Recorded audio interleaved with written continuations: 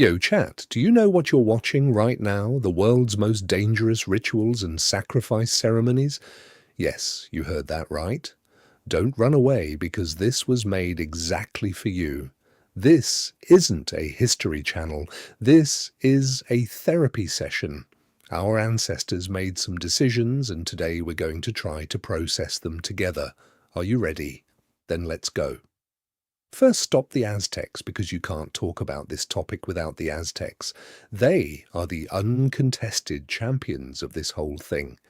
Now think about it. Every morning the sun rises seems like a normal thing. Not for the Aztecs. According to them, the sun couldn't rise every day without human blood. So, when your morning alarm goes off, remember this. An Aztec went through something much heavier that day for you. Approximately 20,000 people were sacrificed per year. 20,000? That's a city's population. At the opening of the Great Temple, 80,000 people in 4 days. The logistics department must have been exhausted back then. Now, let's get to the selection process because the Aztecs had standards about this. Prisoners of war captured in battle were first pick. The gods wanted quality work. You couldn't just throw in a random person, and this shows us something. When humans are going to do something absurd, they do it systematically. Always has been like that. Moving on to the Vikings, because they added a completely different vibe to this whole thing. Blot ceremonies were actually like a community event. Animals were slaughtered, blood was spread on sacred trees, meat was eaten on one side, a religious ritual on the other side, a neighborhood barbecue. Mixed energy, but we get it. In 922, an Arab traveller named Ibn Fadlan personally witnessed a Viking funeral ceremony, and what he described reads like a Netflix series right now. When a wealthy Viking died, one of his servants would voluntarily agree to be buried with him. I'm saying voluntarily in quotes, because when you think about the scale of social pressure, back then the concept of volunteering gets a little stretched, Ibn Fadlan wrote in his notes after seeing this. These people are insane. I think that's a pretty fair observation. Let's get to the India section. There's the Sati tradition, a woman whose husband dies entering the funeral pyre.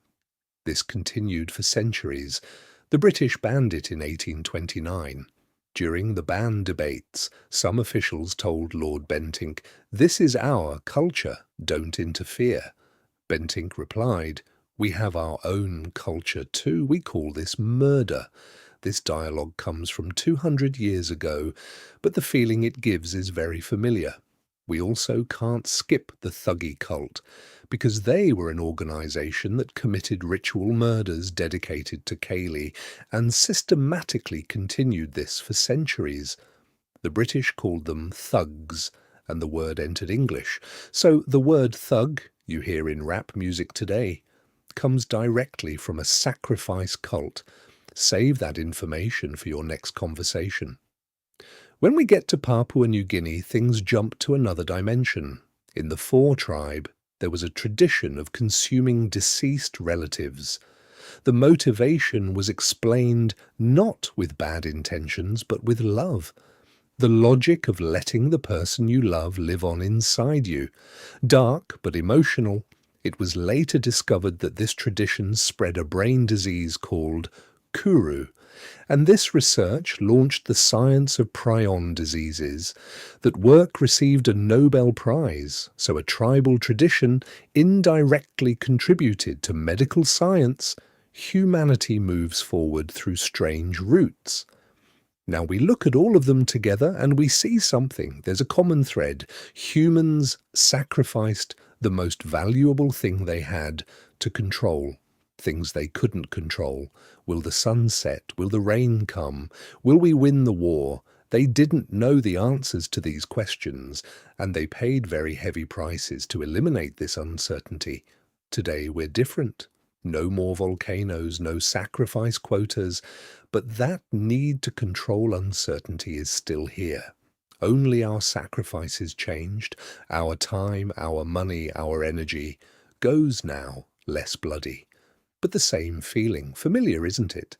If you liked the video, don't forget to hit like, follow the channel because content like this will keep coming, and write in the comments. Which ritual did you find the most absurd? I'm stuck on the Aztecs. The sun rises every day, but the idea that it can't operate without human contribution might be history's biggest misunderstanding. See you.